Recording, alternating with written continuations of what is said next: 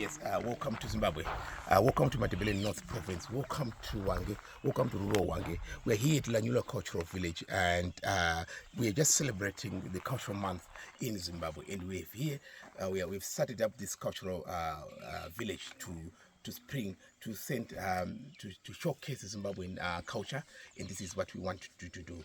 Today we've got Tsika Chigare all the way from Mondoro, Mashoni West Province, coming here to celebrate with us the Cultural Month here in Lanyula Cultural Village in Wange. And I'll go straight in, deep in to you there, say, to present us to the Zimbabwean Mbira group, from kids all the way from Mondoro. Go ahead. My name is Alois Mtiniri from Mondoro Chifuzi. I'm teaching Mbira to these kids you are going to see right now.